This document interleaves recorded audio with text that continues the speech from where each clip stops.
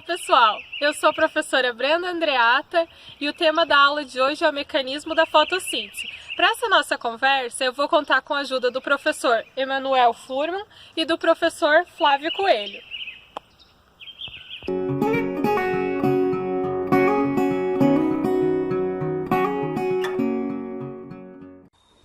A fotossíntese é o único processo natural de retirada de CO2 da atmosfera. Também é a reação mais importante do planeta, por ser a única capaz de colher a energia solar.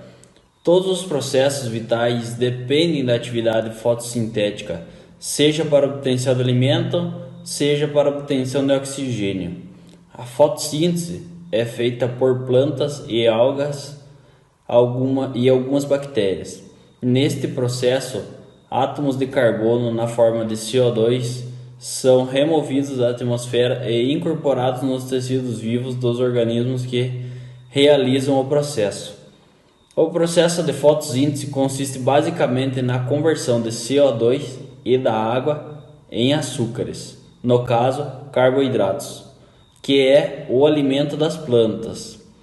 Este processo utiliza luz solar como fonte de energia. Durante o processo, a molécula de água é dividida usando a energia do Sol, um átomo de hidrogênio e um de oxigênio. O oxigênio é liberado no meio ambiente como subproduto, assim tornando-se possível toda vida no planeta. Já o hidrogênio, oriundo da água, converte o carbono inorgânico contido no CO2 em material orgânico, no caso açúcares e aminoácidos, entre outros, caracterizando assim a produção de matéria. A fotossíntese está muito ligada à respiração, ou seja, pode-se dizer que a fotossíntese e a respiração são espelho uma da outra, e de maneira geral há um balanço entre esses dois processos na biosfera. Tanto a fotossíntese quanto a respiração geram energia química utilizável, no caso, na forma de ATP, cuja síntese é medida por um gradiente de hidrogênio transmembrana. A respiração aeróbica envolve a oxidação de moléculas orgânicas em CO2, com redução do O2 em H2O e dissipação de energia em forma de calor. A fotossíntese envolve dois processos ligados. Primeiro, a oxidação de H2O em O2 medida pela luz e produção de ATP, que seria a fase foto, e segundo, a redução de CO2 em moléculas orgânicas, onde o ATP é utilizado na fase síntese.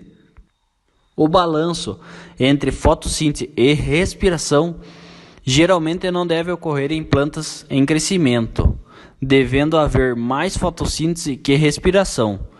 No caso do contrário, não seria possível o crescimento. Assim, o ganho de ATP gerado pela fotossíntese deve ser maior que a perda de ATP. De maneira geral, a fotossíntese consiste na cisão de água, utilizando a energia de luz para ligar as moléculas de carbono, resultando na produção de carboidratos, no caso açúcares, e oxigênio molecular. Praticamente todas as formas de vida na Terra dependem dos açúcares e de outros produtos derivados deles, produzidos pela fotossíntese para gerar a energia química, essencial para o crescimento e reprodução. Isto é feito pelo processo de respiração, o inverso da fotossíntese. Na respiração, os carboidratos são metabolizados e transformados de volta em CO2, o qual retorna à atmosfera. Assim, toda vez que expiramos, estamos liberando pela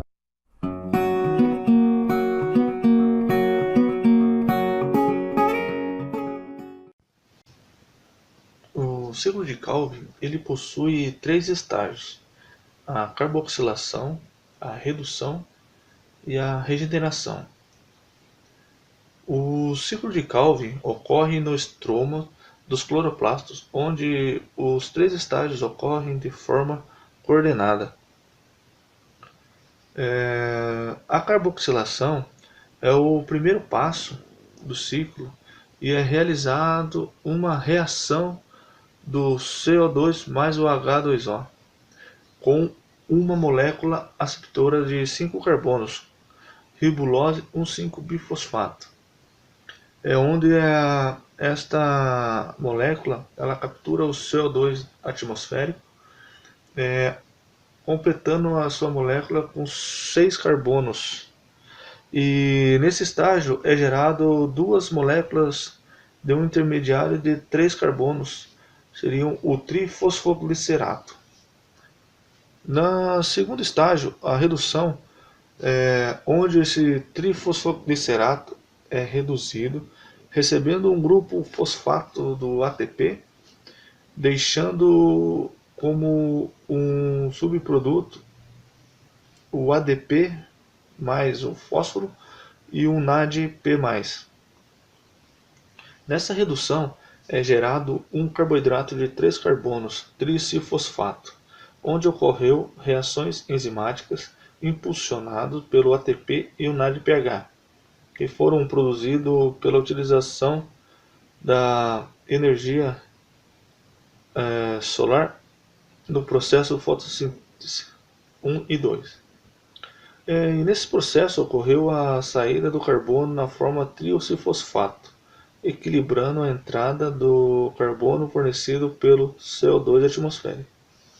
E esse triosifosfato, gerado no cloroplasto pelo ciclo de Calvin, esses são metabolizados em outros compartimentos celulares, liberando produtos como sacarose e rafinase, os quais são alocados os órgãos heterotróficos das plantas para sustentar o crescimento e podem ser convertidos em produtos de reserva também. E o terceiro estágio, o ciclo é finalizado pela regeneração da ribulose 1,5-bifosfato por meio de uma série de reações catalisadas por enzimas onde necessitam do ATP. Em situação de equilíbrio, a entrada do CO2 atmosférico iguala-se à saída do trifosfato. Esse último serve como um precursor da biossíntese do amido nos cloroplastos, ou flui para o citossol para ajudar na biossíntese de sacaroses. E depois dessa sacarose já sintetizada, elas são carregadas através da seiva do floema e é utilizado para o crescimento ou também para a síntese de polissacarídeos em outras partes das plantas.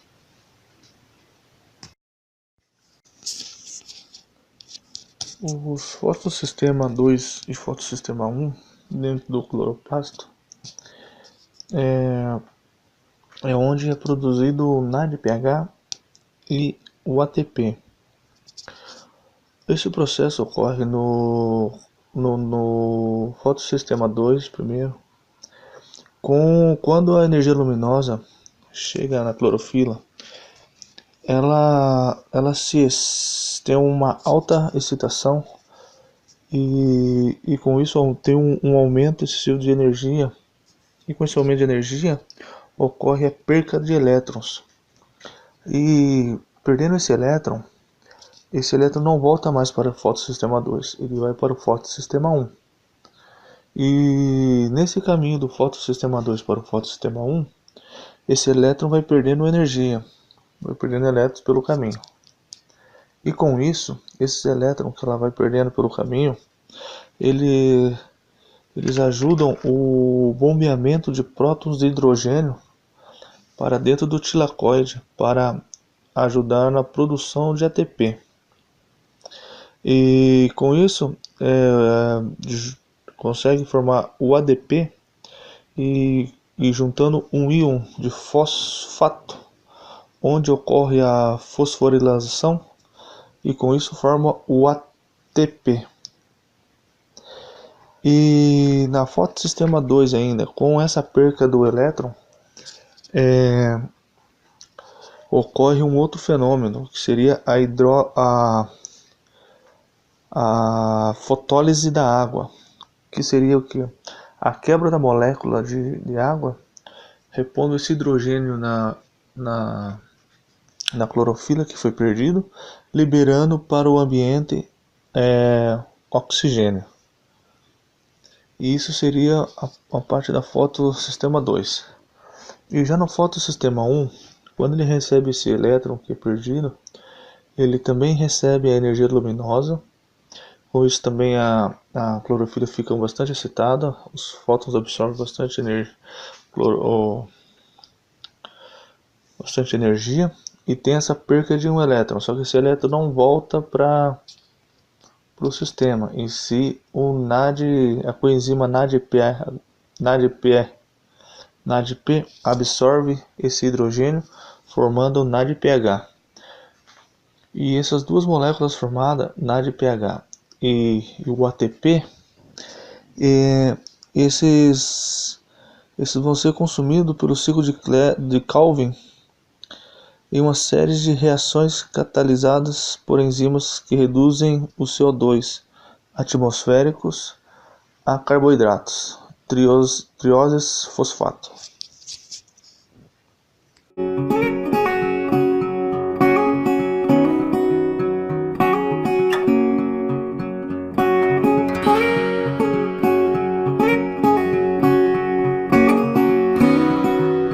Olá pessoal, no vídeo aula de hoje nós vimos os conceitos da fotossíntese, nós aprendemos sobre o ciclo de Calvin e nós também vimos sobre o fotossistema 1 e o fotossistema 2. Agora nós vamos sobre a importância e os benefícios do sistema da fotossíntese. O processo da fotossíntese ele é muito importante. Por que ele é importante? Porque o processo da fotossíntese ele fornece oxigênio para o planeta, para a atmosfera. E também outra função que a fotossíntese exerce é que ela reduz a quantidade de CO2 da atmosférica. O que é o CO2? CO2 é o gás carbônico. Tá? E esse gás carbônico, ele eleva muito a temperatura da Terra, que hoje em dia é citado como aquecimento global. Tá? E por que acontece esse aquecimento global? Por que a quantidade de CO2 se encontra em grande quantidade hoje em dia? É porque os seres sintetizantes, eles não estão conseguindo consumir todo esse CO2. A produção de CO2 está sendo maior do que a quantidade que esses seres sintetizantes conseguem consumir hoje em dia. Falando um pouco sobre a fase clara, também conhecido como a fase fotoquímica, é onde ocorre a quebra da molécula da água, aquela água que é absorvida pelas plantas. Então, essa quebra da molécula da água, ela ocorre através da luz. E essa quebra ocorre na fotólise da água. Quando ocorre essa quebra da molécula da água, é liberado oxigênio. E esse oxigênio é necessário para todos aqueles seres aeróbicos, né, que precisam do oxigênio para sobreviver. Falando agora um pouco sobre a fase escura, ela tem a sua importância por quê? Porque na fase escura, também conhecida como fase química, que ocorre a fixação do gás carbônico na biomassa dos vegetais. E de onde que vem esse gás carbônico? Esse gás carbônico ele é absorvido das florestas. Um exemplo é essa floresta onde nós estamos.